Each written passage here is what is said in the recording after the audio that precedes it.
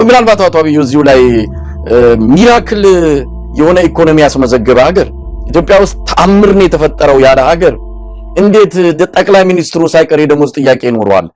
ይሄ ሚራክል የሚባለው ኢኮኖሚ በእያንዳንዱ ኢትዮጵያዊ ህይወት ላይ ካልታየ፣ ጠረጴዛው ላይ ምግቡ ላይ የሆኑ ነገሮች ላይ ለውጥ ካልታየ ሚራክሉ የት ነው ያለው? እንደው ጠቅላይ ሚኒስትሩም እዛው እርስ በርስ የሚምታታ ነገር ነው የሚናገረው። አንዴ ሚራክል ነው ይላል፣ አንዴ ደግሞ ችግር ነው ይላል። ስለዚህ በደንብ ያልተናበበ በደንብ ያልተዋቀረ ዝም ብሎ በደመ ነፍስ የተናገረው ነው ብለው የወሰዱ አካላትም አሉና ሚራክል ኢኮኖሚ እንዴት ነው ለሰራተኛ ደሞዝ ለጠቅላይ ሚኒስትሩ ለዶክተሮች መክፈል የሚያቀተው? በጣም ጥሩ ጥያቄ ነው። ምን መሰለህ እኔ እሱን ሰማ ራሱ በጣም ነው የገረመኝ። ቅድም ያልኩት እኮ ነው። አሁን መረጃ አንዳንዱ እንዲያውም የኢኮኖሚስት ባለሙያ ወይም በኢኮኖሚ PhD ግድ ማግኘት የለብንም። አሁን እውቀት በጣም በሰፊው የሚገኝባቸው ሁኔታዎች ነው ያለነው። ተመስገን ማለት ነው ኢንፎርሜሽን ቴክኖሎጂ ባለበት ሁኔታና የኢትዮጵያ ብለህ ሄደህ እንኳን የዓለም ባንክን ለምሳሌ ዌብሳይት ላይ የኢትዮጵያ ፖቨርቲ ምን ላይ ነው ያለው ወይስ ደግሞ የኢትዮጵያ ኢኮኖሚ ምን ላይ ነው እድገቱ ለብትል በጣም ቁልፍ የሆኑ ስታቲስቲክሶችን ታገኛለህ። ያው ለአንተ ኢንተርቪው ከመምጣቴ በፊት ከግማሽ ሰዓት በፊት ነው ምናምን በፊትም ሴንስ አለ ግን እንደው መረጃዎችን በአለም በሂሳብ በቁጥር አንተ አስመርኩዤ ብናገር ይሻላል ብዬ አንዳንድ ነገሮች ሰርች አገባቸውን ዋናዎችን ልንገር። አሁን ለምሳሌ በቅርቡ ወጥቶ ነበር ያው ታስታውስ ይሆናል 72% አይደል የኤንዲፒ ነው ሌሎች ማውጣት ነበር 72% 86 ሚሊዮን የኢትዮጵያ ህዝብ በድህነት ነው የሚኖረው። ይሄ 86 ሚሊዮን 72% በ120 ሚሊዮን ታስቦ አሁን ወደ 130 ሚሊዮን 130 ደርሷል የኢትዮጵያ ህዝብ ነው የሚባለው። ይሄ ያድጋል ምናልባት ከ86 በዓለም ውስጥ ከፍተኛው ነው። በዓለም ውስጥ በብዙ ህዝብ በድህነት የሚኖርባት ሀገር አሁን ባለንበት ጊዜ ታምረኛ እድገት ያሳየችው ሀገር 86 ሚሊዮን ህዝብ በድህነት ነው የሚኖረው። ዓለም አንደኛ ነች በዚህ ቁጥር። እንግዲህ ይሄ በዚህ በቀላሉ ሄደ የዓለም ባንክም ላይ ዌብሳይት ላይ ወንዶችን ጋር ልታገኙ የምትችሉ። ከዛ ሂውማን ካፒታል ኢንዴክስ ይባላል። ሂውማን ካፒታል ኢንዴክስ ማለት ምናልባት ታውቀው ይሆናል እሱ አንድ ልጅ ኢትዮጵያ ውስጥ ተወልዶ በሚያድግበት ጊዜ የሌሎችን እንደዛ ነው ኮምፔር የሚያደርጉ እና ያለውን ፖቴንሻል ያለውን አቅሙን ምን ያክል ሊያሳካ ይችላል እንግዲህ በትምህርትም በስራም በእውቀትም በመሳሰል ማለት ነው። ኢትዮጵያ ውስጥ አንድ ልጅ ዛሬ ቢወለድ 38% ብቻ ነው ያለውን አቅም ሊያሟላ የሚችለው በህይወቱ ተመልከት። ምክንያቱም በህክምና በደንብ ጥሩ ህክምና ያገኝም ኑትሪሽንም አያገኝም ትምህርትን በደንብ ሊያገኝ አይችልም። ይሄ እንግዲህ የዓለም ባንክ ስታቲስቲክስ ነው። ኦኬ 38% ብቻ ያለው እንግዲህ ምን አይነት ትውልድ እያፈራች ነው ይቻላል መገመት ይችላል። እኛ ድሮ ስንታገል እንኳን 50 ዓመት እድገቷን ሳናይ ልንቆይ ብለን ያው በህይወት ተርፈን አሁን እንደድላለን። እንደ ራሻ እንደ ሞስኮ እንደ አሜሪካ ትሆናለች ያን ነበር የምንታገል። አሁን ስቲል እንዲያውም የመጨረሻ እየሆነች ታምረኛ እድገት ያመጣችው ሀገር። አንድ ሌላ ስታቲስቲክስ ልጨምርልህ ደግሞ ሌሎችም ብዙ አሉ። ኢትዮጵያ የሎወር ሚድል ኢንካም ስታተስ ይባላል። እንግዲህ ምናልባት ታውቀውና ሎወር ሚድል ኢንካም አፐር ሚድል ኢንካም ይላቸዋል። እና ሎወር ሚድል ኢንካም የሚለውን ስታተስ በ2025 አሟላለሁ ብላ ነው እስካሁን አልቻለችም።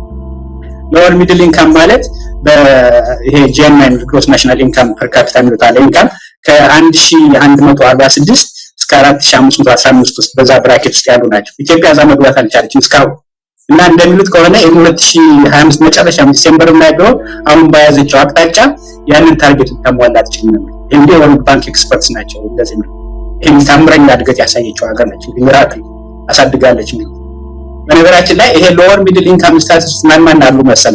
ታንዛኒያ አለችበት፣ ጅቡቲ ራሷ ትንሿ ሀገር እዛ ውስጥ አለችበት፣ ሞዛምቢያ፣ ሱዳን ራሷ አለችበት እዛ ውስጥ፣ ጋና፣ ሌሎችም አሉ፣ ናይጄሪያ፣ ኢትዮጵያ አለችበት። እስካሁን በሰላም አላቸው ይሄንን ደረጃ። ኦኬ ከዛ አንድ በጣም ኢንተረስቲንግ የሆነ መሰለ ይሄን በዓለም ባንክ ዌብሳይት ላይ ታገኘዋል። ለርኒንግ ፖቨርቲ የሚሉት አለ። ለርኒንግ ፖቨርቲ የኢትዮጵያ 90% ነው። ያ ማለት ምን መሰለ በዘታይም 10 ዓመት ሲሆነው አንድ ኢትዮጵያዊ ልጅ ወይንም ኤሌመንታሪ ስኩል ሲጨርስ ማለት ነው ራፍሊ አንቦ መረዳት አይችልም። አንቦ ለርኒንግ ፕሮፊሺየንሲ አይኖረው 90% እንግዲህ ይሄ እንግዲህ ትምህርት ቤት ያልገቡት ልጆች አይጨምርም። ትምህርት ቤት ከገቡት ውስጥ ነው። እንግዲህ ምን አይነት ትውልድ ነው እንግዲህ እየቀረጸች ያለች? ይሄ እንግዲህ ሚራክል ያደገችው ትባል። ኦኬ እና ከዛ ላይ 37% የሚሆነው ህፃኖች ከ5 ዓመት በታች ያሉ እንግዲህ ብዙ ሚሊዮን ነው ካልኩሌት ማድረግ ይቻላል። ስታንትድ ናቸው። ስታንትድ ማለት ምንድነው? ለማደግ ያላቸው እድል በጣም ዝቅተኛ ነው። በጥሩ አኳኋን አያድጉ። ምክንያቱም ጥሩ ምግብ አልሚ ምግብ አያገኙም፣ ወይንም ሕክምና እንደልብ ሊያገኙ አይችሉም፣ ወይንም ሳይደርሱ ሊሞቱ ይችላሉ ገና 5 ዓመት ሳይሞላቸው። ከዛ ግን ዋናው ትልቁ ችግር ይሄ ድሪንኪንግ ወተር ወይም የሚጠጣ ውሃ አክሰስ የላቸው የመሳሰሉ ነገሮች። ይሄን ሁሉ ስታቲስቲክስ ይዘህ ነው እንግዲህ በታምር ነው ያደገችው ሀገሪቱ የምትባለው። እንደው አቶ አብዩ እንግዲህ አብይ አህመድ በቃለ መጠይቁም በተለያየ መልኩም ግልጽ አድርጎታል። ምንም የሚጨመር ነገር የለም የሚል ነው። እኔ ቀደም ሲል አንተም ስትዘረዝረው የአገዛዙ ምላሾች በሚል የገለጽከው ነገር አለ። የሐኪሞቹ የጤና ባለሙያዎቹ ጥያቄዎችን 6 ዓመት መጠበቅ አይደለም፣ ከዛ በኋላ 1 ወር ሰጡ።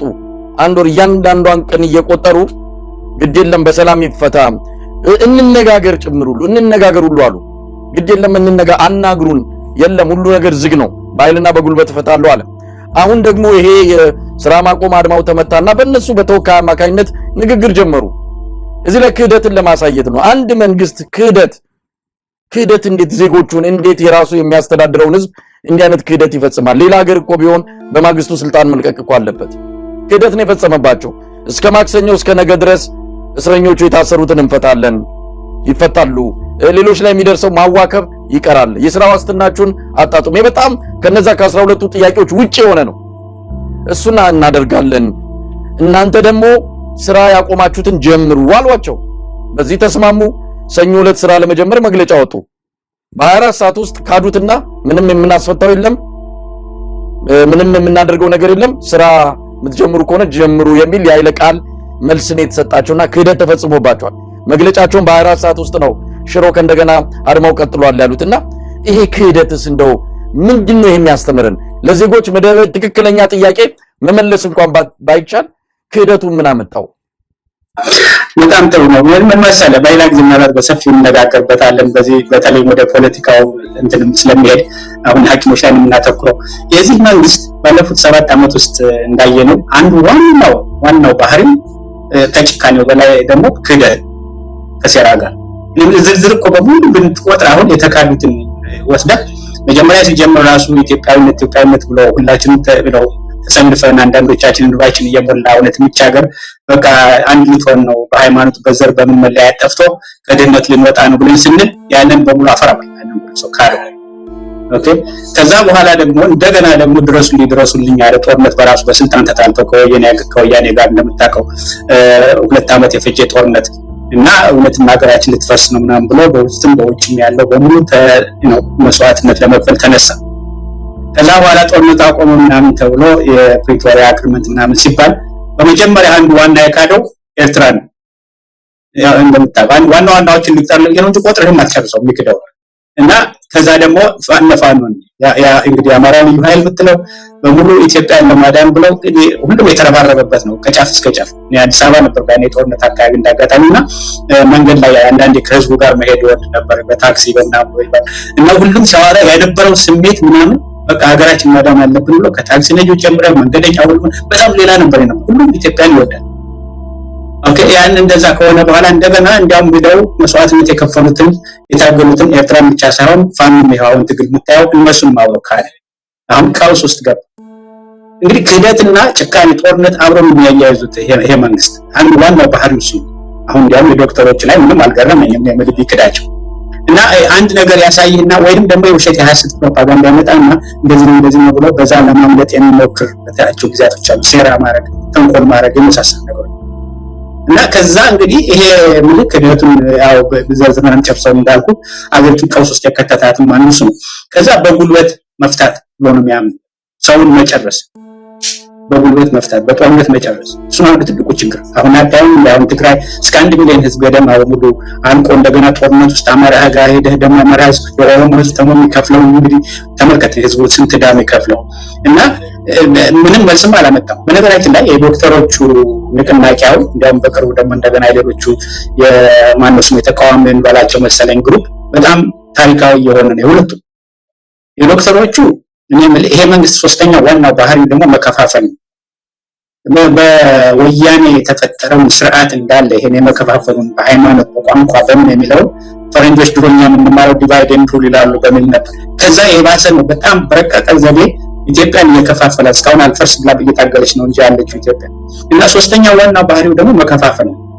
አሁን እንዳይገናኝ ህዝቡ አንድ ላይ ሆኖ እንዳይነሳ አንዱ ከአንዱ ማማታት ወይም ወለጋ ሄዶ ነፍጠኛ ሊመጣ እንጨርስን ሞት ዓመት ባሪያ ያደረገ ብትነሳ ይሻላል ምናምን ማለት ወይም ወሎ ሄዶ ደግሞ እናንተ እኮ የተለያችሁ ናችሁ ምናምን ማለት ጎጃምና ጎንደርን ለማጣት ብዙ ነገር ነው መከፋፈል። ፓርቲዎቹም ራሳቸው በውስጣቸው ገብቶ ብዙ እየከፋፈላቸው ነው ያለው እና ይሄን ሁሉ አልፈው ነው ተሻግረው ዶክተሮቹ በጣም በሚገርም ሁኔታ ከጫፍ እስከ ጫፍ በትግራይ በለው በኦሮሚያ በለው በአማራ በለው በደቡብ በለው በሁሉም ያሉት ቋንቋም ክልልም ድንበርም ፖለቲካው ምንም ሳይከፋፈላቸው አንድ ላይ ነው ተነስተው በቃን ተበድለናል ኑሮ መረረን ሀገራችንኛ እንደ ባርነት ነው የምንኖረው የዶክተሮችን መፈክር አይተዋል። እንግዲህ እንደ ለተማርነው እኮ 20 ምናምን ዓመት እኮ ለባርነት አልነበረም በሚል የተነሱት እንዳም መምህራኖቹ ብዙ እየሞከሩ አቅቷቸው ነበር። ታስታውሳለህ? በታች አካባቢ በከምባታ በእናም በደቡብ የተነሱ እንዳው እየገረፉ እየደበደቡ ምናምን ነበር ያስገቧቸው።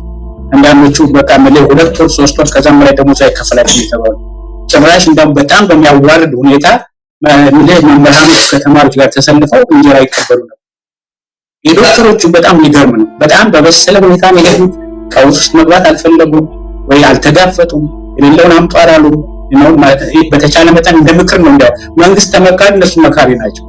እንነጋገር፣ አዳምጡን፣ ችግራችን በጋራ እንፍታ። ለኢትዮጵያ ህዝብ ነው ለራሳችን አይደለም፣ ለራሳችን ብቻ አይደለም። ራበን የራብ እንዴት አድርገን እንስራ ብለው እንነጋገር በሚሉበት ጊዜ እንዴት ሄደህ ማሰርና እንትን ማለት ማፈን ትጀምራለህ። እና ክህደቱ ምንም አይገርምም።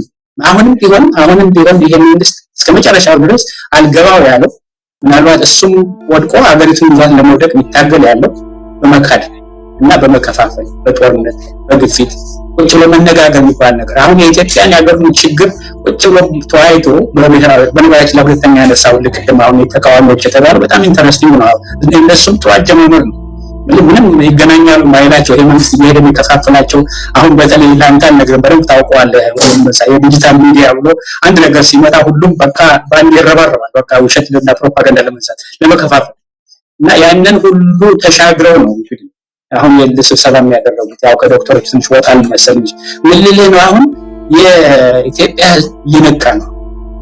ይሄ መንግስት ጨካኝ እንደሆነ ምንም ሰብአዊ ርህራሄ እንደሌለው በመከፋፈል እንደሚያምን ከጦርነት ሌላ ሰላም የሚባል ነገር ምንም ሊገባው እንደማይችል ያገዛዝ እና እስካሁንም ድረስ ያፋጀን ያጨረሰን እሱ እንደሆነ በሚል የንቃተ ህሊና አሁን እየዳበረ መጣ። እንደዚህ ደግሞ ዶክተሮች ሊመሰገኑ ይገባቸዋል። የራሳቸውን አሁን እንግዲህ ተመከት ቢያንስ አንድ ወርም እኮ ያለ ስራችን የሆነችውን ገንዘብ እኮ ባለማግኘቱ ራሱ አንዳንዶቹ ልጆቻቸው ስንት ምንጫቹባቸው ይኖራሉ። አሁን ራበኝ ምንባላጣው ይህችንም እንኳን በመውጣታቸው ለምን የቤት ክራይ ካልከፈሉ ይታገኙ እንደም ያን ሁሉ ቋጥረው ነው አሁን አንጀታቸውን ቋጥረው ይሄው ባካችሁ ስሙን አዳምጡ። ይሄ እንግዲህ በሙሉ ባገሪቱ ስለዚህ ለዚህ በሚል ነው እኛም ይሄ ንቅናቄ አልኩ ሀገር ናድን ነው እንዴ ይሄማ ከሆነ የሀገር ጉዳይ እኮ ነው አቅማችን ማገዝ አለብን። እና ይሄም ሲሆን ደግሞ ምን በጉልበት አይደለም በማፍረስ አይደለም በሰላም በንግግር በውይይት ይፈታል። ለምንም የቀላል ጥያቄ እኮ ነው። ምናልባት አቶ አብይ ወደዛ ሊሄድ ነው እንግዲህ እነሱም በይፋ ጠይቀዋል። እስካሁን ብቻቸውን ታገሉ፣ ብቻቸውን ሞከሩ። ይሄ ተያያዥ የሆነ ጉዳይ ነው። እነሱ የሚያገለግሉት ህብረተሰቡን ነው። እነሱ ስራ ሲያቆሙ የተጎዳው ህብረተሰቡ ነው። ያ የተጎዳው ማህበረሰብ ሌላው ቀርቶ ከጎናቸው ሊቆም አልቻለም። ራሳቸው አካባቢ ያሉትም አንዳንድ ባልደረቦቻቸውም ጭምር በተወሰነ ዓላማውን ወይ ስላልገባቸው ወይም ደግሞ ለነሱ ስላልጎደለባቸው ይሁን የተወሰኑ በተለይ ሲኒየር ሐኪሞች አካባቢ ትብብር እየታየ አይደለም። ስለዚህ ሞከሩ፣ በሰላማዊ መንገድ አደረጉትም፣ ብዙ ርቀት ሄዱ፣ ድርድርም አደረጉ፣ ታስረውም ተገርፈውም፣ ነገር ግን ለውጥ የለም። እንደውም በእብሪትና በትዕቢት ነው አገዛዙ የቀጠለው። አሁን ጥሪ አድርገዋል፣ እርዱን ብለዋል፣ አግዙን፣ በመሃላችን አንዳንድ ምናልባት ከገንዘብም ጋር የተያዘ ትንሽ ደከም ያሉ ትንፋሽ ያጠራቸዋሉ፣ እነሱን እንኳን አግዙልን፣ ከጎናችንም ቁሙ የሚል ጥሪ አድርገዋል። እንዴት ነው እነዚህ የሕክምና ባለሙያዎች የጤና ባለሙያዎች ሊታገዙ የሚችሉት? እናንተ ከዚህ አንፃር በዚህ በጽሁፋችሁ ላይም ዘርዘር ያለ ነገር ይሄንን ንቅናቄ ይሄንን የጤና ባለሙያዎችን እንቅስቃሴ ለመደገፍ የሚያስችሉ የተለያዩ ነገሮች እንደምታደርጉ ገልጻችኋልና እስቲ ምንድነው መደረግ ያለበት? ከማን ምን ይጠበቃል? አቶ አብይ ጥሩ ጥያቄ ነው። ምን መሰለህ አንደኛው በቅድሚያ መደረግ ያለበት ምንድነው ይሄ ጥያቄ የጤና ባለሙያዎች ጥያቄ ነው ብሎ በዛ ላይ ብቻ ወስኖ መታየት መቆም አለበት፣ ማደግ አለበት። ከዛም በላይ የኢትዮጵያም ጥያቄ ነው፣ የሁሉም የህዝቡም ጥያቄ ነው። ቅድም እንዳልከው ነው፣ ጥሩ አድርገህ እንዳቀረብከው ዶክተሮቹ በአድማ ላይ ብለው ከስራ ቢቆዩ በርካታ ሰው ሊጎዳ ይችላል፣ በህይወት የሚያጣ ሊኖር ይችላል። እነሱ እየተጎዱ ነው፣ ምንም ድሎት ኖራቸው አይደለም አሁን ከስራ ያቆሙ። ስለዚህ ይሄ ነገር ቶሎ መፈታት አለበት፣ በድግግር በውይይት በድርድር መፈታት አለበት። እንደ ሌሎችም ጥያቄ እንደሚነሱት ይሄ መንግስት ለድርድር ለውይይት ራሱን ክፍት ማድረግ አለበት። ከዛ ግን ይሄ በውጭም ያለው ዳያስፖራም ሆነ በውስጥም ያለው ከነሱ ጋር አብሮ መቆም አለበት። ለምን አገራችን ከፍተኛ የሆነ መቀመቅ ሊወስድ የሚችል ምናልባትም እኛ አሁን ማዳም የተነሳንበትም እንደዛ ነው፣ ሊያፈርሳት የሚችል ሁኔታ ላይ ነው ያለችው። በኢኮኖሚ በተለይ አሁን ህዝቡ የፍርሃትም የያዘው አንዳንዱ ምናልባት ልምድም ስለሌለው ጭንቀትም የያዘው እንጂ በየቤቱ መላለቅስ አለ ለማለት በጣም ያስቸግራል። ምን በልቶ እንደሚያደርም እኮ አንዳንዴ ግራ ነው የሚገባው። እና ወጣቱን ስራ ፈቶ መኖር አቅቶት እዚህ እንደዚህ ከምሰቃይ ወናቴን ወይ ፊቴን ስታለቅስ በድህነት ከማይ ብሰደድና እዛው ባህር ቢበላኝ ይሻላል እያለ አንዳንዱ ያንን አማራጭ እየወሰደ በሳውዲ አረቢያ በምን እየሄደ ስንት የሚገደል አለ። ገና ድንበር ላይ ሁሉ አትግባ እየተባለ ባህር ውስጥ የሚሰጥም ስንት አለ። በሊቢያ በስደት አሁን እንደዚህ አይነት ስደት ውስጥ ኢትዮጵያ አንደኛዋ ነች። እና አንድ ጊዜ አንድ የራሴን ተሞክሮ ልንገር እዚህ ላይ።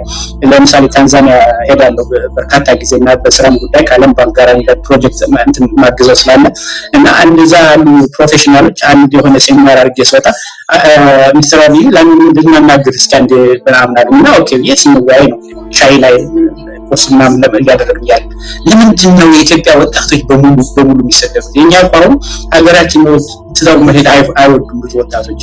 እና ኢትዮጵያ እኮ ትልቅ ሀገር ነበረች እና ኢኮኖሚያም ሊያድግ የሚችል በታሪክም በቅርስም በብዙ ነገር እና እኮ ከእናንተ ነበር መማር የምንፈልገው። እና ምን ሆነ ነው ኢትዮጵያ ይሄንን መወጣት ያቃታት? ይሄን ችግር ለምንድን ነው ወጣቱ እንደዚህ ሀገሩ እየተሰደደ የሚሄደው? እንግዲህ ታንዛኒያ ውስጥ ነው እንግዲህ እንደዚህ ብሎ የሚጠይቁ። እኔ እንደዚህ ብሎ ሲጠይቁኝ ገርማል ባይ መጣና እንዳንድ የምናገረው ይጠፋብኛል። አንድ ጊዜም ትምህርት ቤት እያለሁ አስታውሳለሁ በ85 አንተ ገና ወጣት ልጅ ልትሆን ትችላለህ። ረሃብ ጊዜ በቴሌቪዥን ላይ ነበር እዚህ ብዙ ረሃብ በቃ ሰው እናት ልጇን ማጥባት አቅቷት አጥንቷ ወጥቶ ምናምን ስታይደረግ ጡቷን ሰጣም ነው። እና ዲያስፖራ በጣም ነበር የተንቀሳቀሰው ያን አካባቢና ያን ሳይ አንድ ጠዋት አንድ ቴሌቪዥን ላይ አይቶ አንድ ፕሮፌሰር መጥተው አብይ ላይ ምን ተወክቱ ይላል ምን ነው አልኩት። እና ኤጀንሲ ነው ኢትዮጵያ ውስጥ ምን አንድ ሰው ይጠፋል አንድ መሪ እንዴት እንደዚህ ህዝቡ ያልቃል በረሃብ ምናምን አለ። እና ቴሌቪዥን ላይ ማብሬ ሳይ ነበር ያመሸውትና በቃ እንባይ ተናነቀኝና ልመልስለት አልቻልኩም። ሌላ ጊዜ ብናወራው ይሻላል ምናምን አልኩና እንደዚህ አይነት ሁኔታ ላይ ባለች ሀገር 40 እና 50 ዓመት ውስጥ በስቃይ ላይ ያለፈች ሀገር ይሄ መንግስት ለፈለገው ሲጫወትበት ያን ህዝብ እስከ 130 ሚሊዮን ደርሳል ይባላል። አንዱ ዋናው በመከፋፈል ነው። ቅድም እንዳልኩ ከጦርነቱም በላይ አንድ ቢሆን የህዝብ ይሄ መንግስት እንደዚህ ጫወትበት አይችልም ነበር። በእኛ ጊዜ እኮ አንድ ዩኒቨርሲቲ ብቻ ነበር የነበረው። ሌላ ጊዜ በደንብ ልናወራው እንችላለን። እና ተደምረን እንኳን እንጂ 5000 ገደማ ምናምን ቢሆን ነው ያኔ። ግን እንደ በዘር በሃይማኖት በቋንቋ የሚባል ልዩነት አልነበረም። ሁላችንም የሀገር ፍቅር ነበር ማለት። ግን ያንን መንግስት በጣም በእንቀጠቀጠው የተማሪዎች እንቅስቃሴ ታሪኩ እንደምታውቀው ነው። ብዙም ይሄ መሬት ላራሽ የምትለው ሌላ የምትለው በሙሉ ከተማሪዎች የመነጨ ነው። ግን ያን ያደረገው ምንድነው አንድ ነበር ተማሪዎች አንዴ ዩኒቨርሲቲ ሲነሳ እንደም ከዩኒቨርሲቲ በበለጠ የሁለተኛ ደረጃ ተማሪዎች ነበር ነው እንደሚነሱት የነበረው። አስታውሳለሁ አንድ ጥያቄዎች ተነስቶ ተመልሰን ምግባ ምናምን ተብሎ የዩኒቨርሲቲ ተማሪዎች መግባት ሲጀምሩ የሁለተኛ ደረጃ ተማሪዎች በሙሉ እየመጡ እንዴት ትገባላችሁ የጥያቄ እያለ የሁሉ ድህነት እያለ ይሄ መንግስት እንደዚህ ያደረገ ብለው እንደገና እየቀሰቀሱ ዩኒቨርሲቲዎችን ተማሪዎች እንዲነቃ የሚቀሰቅሱ የሁለተኛ ደረጃ ተማሪዎች ነው። እና አሁን በጣም በሚገርም ሁኔታ ባለፉት ዓመታት ስታይ የወጣቱ አሁን እንዴት እንደማንቃት እንዳልቻለ ግራ ይገባል። ዩኒቨርሲቲ ውስጥ እንዲያውም አሁን ትንሽ ተሻለ እንጂ በዘርና በኢፋጅ ታሉ ነበር እርስ በርስ። ይሄን ሁሉ የሚያደርገው ይሄ መንግስት ነው። ስለዚህ ይሄን ችግር የዶክተሮች ብቻ ችግር አይደለም፣ የሁሉም ችግር ነው።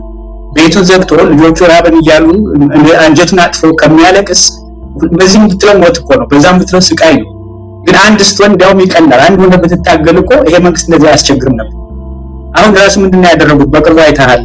ዶክተሮች ከመምህራኖች ጋር እንዳይገናኙ ዶክተሮችን እየሄዱ ሌሊት እያፈኑ እያሰሩ በአንድ በኩል ግን በየዩኒቨርሲቲውና በየእንትኑ ያሉ አስተማሪዎችን እየሰበሰቡ ያናገሩ ነበር። እናንተ እነሱ እንዳትሉ እንዳትደግፉ የእናንተ ችግር እኛ ነው እንደምንም ብለን ልናሟላችሁ እንችል ይሆናል እና አንደኛ በማባበል መልክ ይመጣል። አይ እንደዛ እናደርጋለን የምትሉ ደግሞ ነው እናስራችኋለን ወይ እናቀርባችሁ እንችላለን ወይ እናባራችኋለን ምናምን ይላል። ግን ይሄን ሁሉ ተቋቁመው ነው እስካሁን ድረስ እነዚህ ሐኪሞች የጤና ባለሙያዎች ምስጋና ይገባቸዋል ብለው ይሄን ፍርሃት አልፈው ተሻግረው ነው እስካሁን ድረስ እየታገሉ ያለው። እነሱ ያልተደገፉ እንግዲህ ማን እንደሚደገፍ አላውቅም። ለመጀመሪያ ጊዜ ይሄን ፍርሃቱን በሙሉ እየገለጡ ነው ያሉት እነዚህ የባለሙያ ሐኪም ባለሙያዎች። ስለዚህ ይሄ ደግሞ ምንድነው አገር ለማፍረስ አይደለም፣ ለፖለቲካ መንግስት እንደፈለገው ፕሮፓጋንዳ እንዲዘራበት አይደለም። ጥያቄያቸውን መመለስ አለበት። የመንግስት ቁጭ ብሎ መነጋገር አለበት። በክልል ቦና የታሰሩትን የታፈኑትን መፍታት አለበት። ሰብአዊ መብታቸውን ኢኮኖሚ መብታቸውን ለማስከበር ስለተነሱ ማሰር እና ማባረር ምናምን የለበትም። አለዛ ምንድነው የሚሆነው መሰለው እንደማሳይ እነዚህ እየባሰበት ሊሄድ ይችላል። አሁን ትንሽ ፍርሃት እየለቀቀው ሲሄድ ሌላው መነሳት ሊነሳ ይችላል። ያ ደግሞ የበለጠ እንዲያውም ቀውስ ሊያመጣ ይችላል በአገሪቱ ውስጥ። ይሄ መንግስትም ወይ ደግሞ ሊያጥርና አገሪቱን እንደምትጠለላ ቀውስ ውስጥ ከቷት ሊሄድ ይችላል። ያ ከመሆኑ በፊት ለራሳቸው ሲሉ ለሐኪሞች ብቻ ብለው አይደለም ለራሳቸው ሲሉ አሁን ትናንትና ነው መሰለኝ ካንተ ሚስላም እንዲያው ያየው የኳስ ጨዋታው የወላይታና የሲዳማ እንትን ላይ ተመልከት። ሆዴ ባሰው ወጣት ነው ያለው ሰበብ ነው የሚፈልገው እና ትንሽ ማንቀሳቀሰው እናንተ የሚለው ካለ ገልጽሎ ሄደው ከማኖስ የምትላቸው ሪፐብሊካን ጋር ነው ምናምን ብለው ተደናቀው ምናምን ላቁና ሁለት ናቸው እነዚህ ወጣቶችን ገደሉ። ተመልከት። ግን መፍራት አያስፈልግም። መነሳት አለበት፣ መደራጀት አለበት። ይሄ መንግስት ለምንም ተንበርክኮ ጥያቄዎችን መመለስ አለበት። ይሄ ደግሞ የሀገር ጉዳይ ነው። የሐኪሞች ጉዳይ አይደለም፣ የመምህራን ጉዳይ አይደለም፣ የመንግስት ሰራተኞች ጉዳይ አይደለም። የሁሉም ጥያቄ ነው። ይሄ ጦርነት መቆም አለበት። ጦርነቱ ነው ትልቅ ችግር ያመጣው አንዱ የኑሮን ውድነት ያመጣው እሱ ነው። የብርን መርከስ ያመጣው እሱ ነው። መፈናቀል ከ5 ሚሊዮን በላይ እንዲፈናቀሉ ያደረገው አንዱ ጦርነቱ ነው። ሕክምና ክሊኒኮች ሁሉ እንዲወድሙ ያደረገው ጦርነቱ ነው።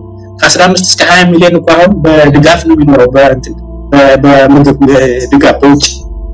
ያ ቢቋረጥ እንግዲህ ተመልከት። አሁን ባለፈው የሲአይዲ ላቆም ምናምን ተብሎ እንዴት አይነት ፍርሃት ነበር የነበረው።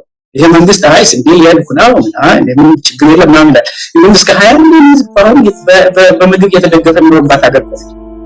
ስለዚህ ይሄ ጦርነት መቆም አለበት። አንድ ጦርነቱ ቆሞ ይሄን በቅንጦትና በግፍ በጦርነት ላይ ራሱን ህዝብ በመፍጨት የሚያጠፋው ገንዘብ የነዚህ የህክምናዎችን ችግሮች የመምህራንን ችግሮች አስፈላጊ ነው። የመንግስት ተሰራተኞችን ቀስ አንድ ባንድ ሊያደርገው ይችላል። የተደራደረ መፍትሄ ካላመጣ አገሪቱን ቀውስ ውስጥ ሊከተት እነሱ ማረም ወደቃቸው አይቀርም። አቶ አብዩ በዚህ በእናንተ በኢትዮጵያ ሀገር አድን ንቅናቄ በኩል እንግዲህ በቀጣይ ምን መደረግ አለበት ከማን ምን ይጠበቃል በሚለው ላይ ከጤና ባለሙያዎች ጋር መቆም ያለውን ጥቅም ጠንካራ የጤና ስርዓት መዘርጋትንም የጤና ስርዓቱ መውረድ በተለይ ህፃናት እናቶችና ሌሎች ተጎጂዎች አደጋ ውስጥ የሚጥል በመሆኑ ነው።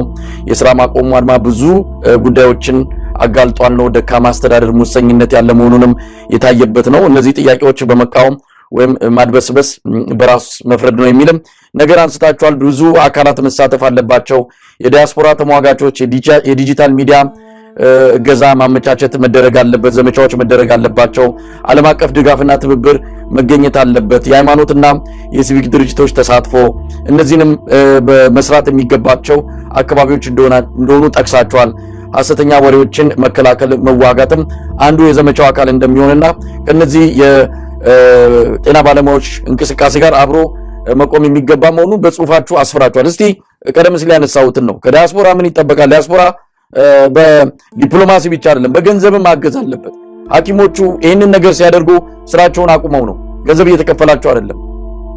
አሁን እንደሰማነው ከሆነ ጎንደር ዩኒቨርሲቲ ሆስፒታል ከመንግስት ጋር ወይም ደግሞ ከአገዛዙ ጋር ላበሩት የተወሰኑ ሐኪሞች እስከ 100,000 ብር ነው አካውንታቸው ውስጥ ያስገባው። ጉቦ ነው። በቃ ከኛ ጋር ስላላችሁ ሽልማት ብሎ ሰጥቷቸዋል። የስንቱ ሐኪም ደሞዝ እንደሆነ በቀላሉ መረዳት እንችላለን። ስለዚህ በዚህ ወቅት ላይ አገዛዙ እንዲህ አይነት ጥቂቶችን ይዞ ጥቂት ሆዳደሮችን ይዞ ለመቀጠል ፈልጓል። ሕክምናውን በዚህ መታደግ አይቻልም። የህብረተሰቡን ጤና ደህንነት ዋስትና በዚህ አይነት ውሳኔ ማስጠበቅ አይቻልምና ኢትዮጵያውያን በመላው ዓለም የሚገኙ ከነዚህ ሐኪሞች ከነዚህ ጤና ባለሙያዎች ጎን መቆም አለባቸው። በሞራልም በገንዘብም በዲፕሎማሲም በብዙ መንገዶችና እስቲ እንደማጠቃለያ ማን ምን ማድረግ አለበት የሚለውን በዝርዝር መመልከት ከተቻለ። በጣም ጥሩ አድርገን ያቀረብከው ምናልባት ከምን በተሻለ ልክ ነህ። ጽሁፋችን ላይ በሙሉ ያሰፈርነው እሱ ነው። አንድ ነገር ማሰብ ያለብን ምንድነው ራበን እና አቅማችን በላይ ሆነ አልቻልነው፣ የራበን መስራት አልቻልንም፣ በባርነት መስራት አልቻልንም ብሎ ሲሉ ይሄ ለሁሉም ኢትዮጵያዊ እንዲመጣለት ያስፈልጋል። ይሄ ጩኸት እንዲሰማው ያስፈልጋል። አሁን አንዳንድ የኛ ራሳችን ባሉት ሀገር ያለ ማንተም አጋጥሞ ሊሆን ይችላል። እህል እንደልባችን የምናፈሰው ፍሪጃችን ሞልቶ ወይም አንዳንዴ ኤክስፓየር ያደረገ ተብሎ እንደፋው እንግዲህ ተመልከት። አንዳንዴ ሱሳይ በቃ ቤተሰቦች ጋር ጣላለሁ እና ስንት በረሃብ ቁም ያልቅ ሰው አለ። እኛ እዚህ እህል እንደፋለን። ስለዚህ ዳያስፖራውም ይሄንን ማየት አለበት።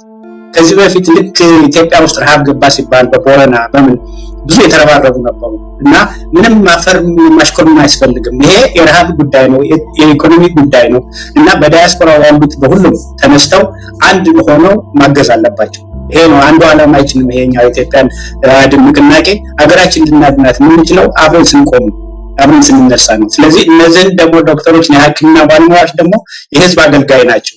ምንም የፖለቲካ እንትን አቋም የፖለቲካ ፓርቲ አይደሉም። እነሱ መቆየት የነሱ መቆየት ቅድም ልክ አንተ እንዳልከው ስንት እናቶችን ያድናሉ፣ ስንት ህፃናትን ያድናሉ፣ ስንት አዛውንትን ያድናሉ በብዙ በሽታ የተያዙት እና ኢትዮጵያንም ማዳን ነው። ኢትዮጵያ ማዳን ያለበት ምክንያት የኛንም ዓላማ ከዚህ ጋር በማያያዝ ነው። ይሄ የነሱ ዓላማ የነሱ ጥያቄ ከኛ ዓላማ ጋር በደንብ ፊት ያደርጋል። ይሄ ኢትዮጵያን ማዳን ነው። በዛ መልክ ነው እኛ የምናየው። አስፍተን ጠለቅ አድርገን ለማየት ነው የምንሞክረው። ስለዚህ በውስጥም ያለው ኢትዮጵያ መተባበር አለበት። ድሮ ረሃብ ገባ በሚባልበት ጊዜ በሙሉ እንደሚነሳ ሁሉ መደገፍ አለበት እነዚህ ዶክተሮች ባለው ማቅረብ። ይሄ መንግስት ብዙ ነገር ሊያደርግ ይችል ይሆናል ወይም ገንዘቡ እንዳይሰርቀውና ብዙ ሌቦች አሉ እንደምታውቀው በየባንኩ ምናምን ያሉ ሌላ እንትን ውስጥ እንዳይመጣ ወይም ደግሞ ተንኮል ሰርቶ ምናምን ልክ ፖለቲካ ሊያስመስሉ ምናምን ብሎ እንዳይጠቀምበት ያንን ጥሩ ዘዴዎች መጠቀም ያስፈልጋል። ግን እነዚህን ዶክተሮችን ማገዝ ያስፈልጋል። ረሃብን ሌላ ምንም አላለም። በባርነት እየኖርን መስራት አልቻልንም።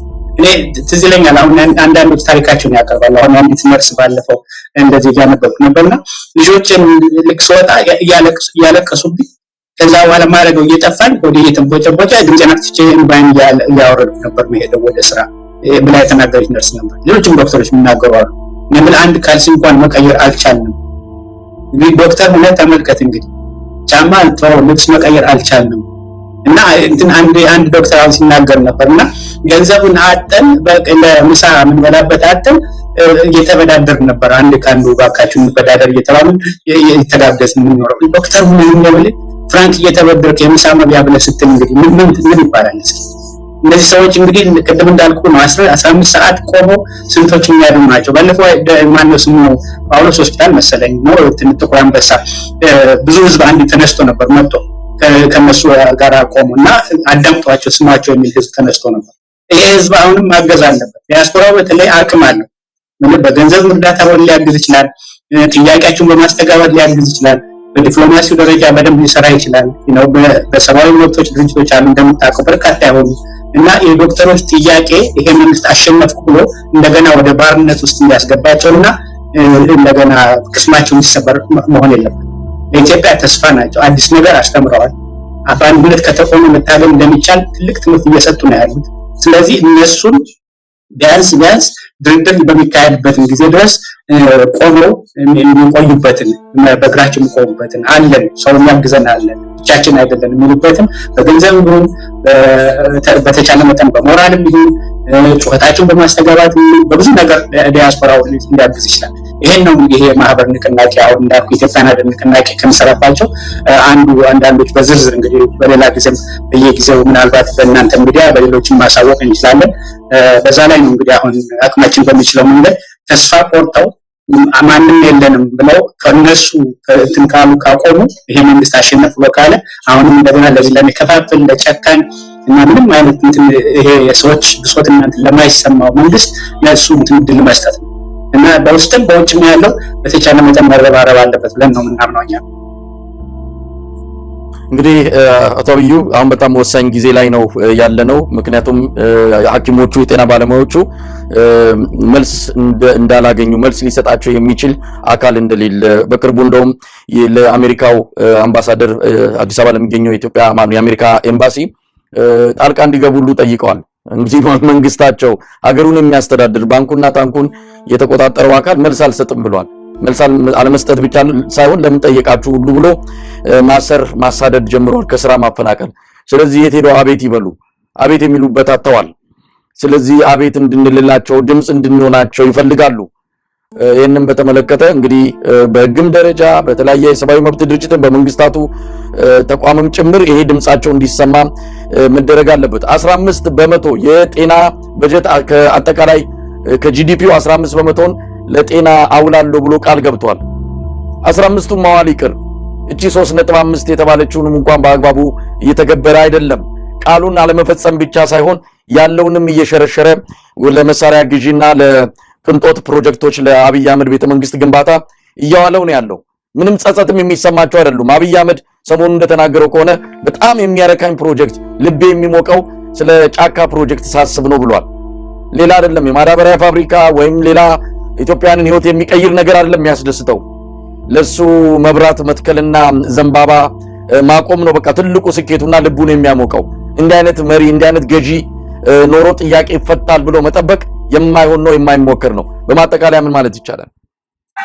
ልክ ነው። አንዱ ዋናው ነገር ማስገደድ መቻል አለበት። እሱ ነው በቃ ይሄ በመደራጀት መልክ ማይገባው ከሆነ ይሄ መንግስት እሱ በሚገባው ቋንቋ በአንድነት በመቆም ብቻ ነው ልታስገድደው የምትችለው። ምክንያቱም ዞሮ ዞሮ ይሄን ስልጣኑን ማቆየት ይፈልጋል እና አለዛ እንደዛ ካልሆነ ህዝባዊ አመጽ ሊነሳ የሚችልበት ምድል በጣም ሰፊ ነው። ግን የገባቸው አይመስልም።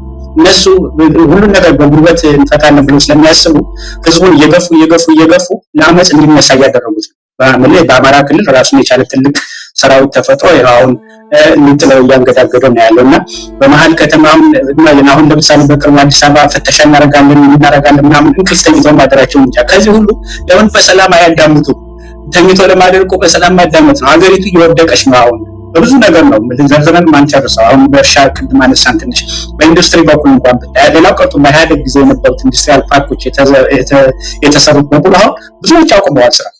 ያም አንዳንድ ቦታ ላይ አሁን ባለፈው ያየሁት የተወሰኑ ኢንዱስትሪያል ፓርኮች ወጣት ሴቶች ናቸው ልጆች የሚሰሩት በምታውቀው በጥጥ በጨቃጨቅ በመሳሰሉት ነገሮች ስራቸውን አልበቃቸው በሚሰጧቸው ገንዘብ እነሱ ነው የባሰ ነው እና በሴተኛ ዳሪነት በትርፍ ጊዜያቸው ይሰራሉ። ተመልከቱ፣ ወጣት ሴቶች ናቸው እነዚህ።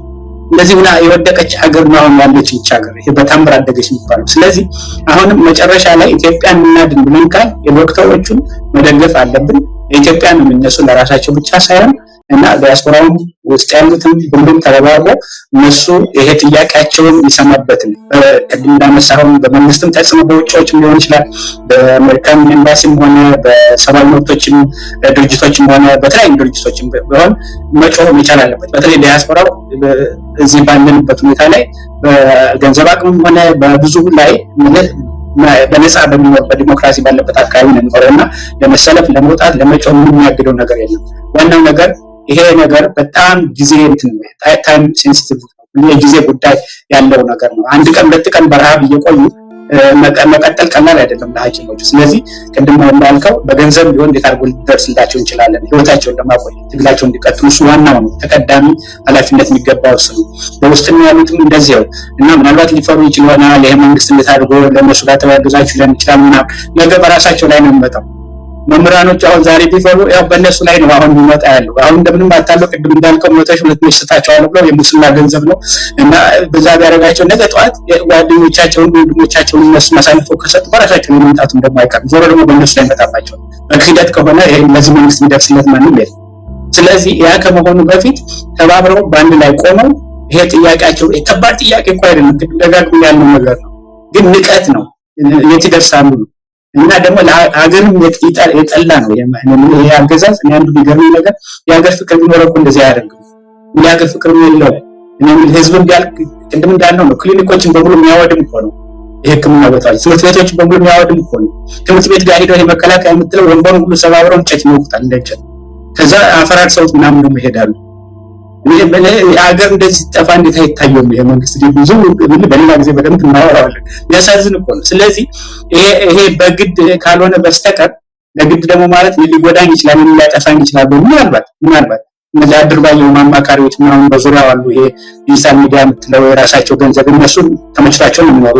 በጦርነት ብዙ የተጠቀሙ አሉ። እሱ መሳሪያ የለም። የገዢ መደብ ተጠቅሟል። በዚህ ጦርነት ላይ ብዙ አትርፏል። ብዙ ቢሊዮነሮች አሉ በእነሱ ቁጥር እንግዲህ ከሄድክ ግን ከ130 ውስጥ 100 ምናምን የሆነው ደሃ ነው አሁን የመቀመቅ ውስጥ እየገባ ነው ያለው። ስለዚህ ሐኪሞቹ ለመጀመሪያ ጊዜ የዚህን መንግስት ከፋፋይ ሴራ ሙሉ ተቋቁመው ሃይማኖት፣ ቋንቋ፣ ክልል ሳይበግራቸው ኑሯችን ይሻሻል ብለው የተነሱ ስለሆነ እነሱን መደገፍ አስፈላጊ ነው። እንግዲህ እግዚአብሔር ይርዳን ሁላችንም እነሱን ይርዳን። በጣም አመሰግናለሁ አቶ አብዩ ብርሌ ከኢትዮጵያ ሀገር አድን ንቅናቄ። እንግዲህ ንቅናቄው የሚያደርጋቸውን በይፋ እንግዲህ ዘመቻ ሊጀምር ነው በተለያዩ መድረኮች። የኛም የአንከር ሚዲያም ንቅናቄያቸውን በተለይ ሐኪሞቹን የጤና ባለሙያዎችን ለማገዝ በተለያየ መስኩ የምታደርጉትን ጥረት እየተከታተልን ህዝቡ ጋር እንዲደርስ እናደርጋለን። በዚህ መልኩ ነው በመተባበር ነው ለነሱ ብቻ የሚተው አይደለምና እናንተ በቅርቡ የጀመራችሁት ሁሉንም እንዲህ አይነት ንቅናቄዎችን የማገዝ ጥረታችሁን እኛም እግር በእግር እየተከታተልን ለህዝቡ እናቀርባለን። ጨርሰናል። አቶ አብዩ ብርሌ ከኢትዮጵያ ሀገር አድን ንቅናቄ እንደዚሁም ከኢትዮጵያ ህዝብ አብዮታዊ ፓርቲ ኢህአፓ የሐሰት ሰራዊት መስራች አባል በጣም አመሰግናለሁ። እግዚአብሔር ይስጥልኝ። እግዚአብሔር ይስጥልኝ። እኔም በጣም አመሰግናለሁ። ሁላችንም ከልብ እናመሰግናለን ወንድም መሳይ። እግዚአብሔር ይስጥልኝ።